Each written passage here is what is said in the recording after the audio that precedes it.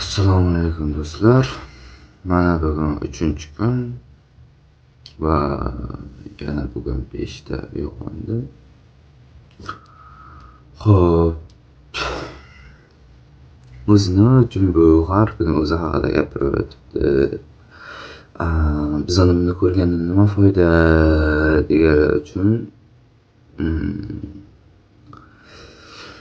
Xo'p, men birinchi o'zimda sinab ko'rmoqchiman narsalarni, ya'ni challenge qilib bu narsalarni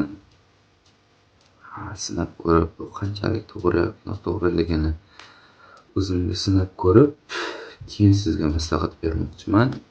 Ya'ni hozirdan sizga aql o'rgatib, unaqa qilish kerak yoki bunaqa qilish kerak deyish niyatim yo'q. Chunki o'zim qilib ko'rmaganligim sababli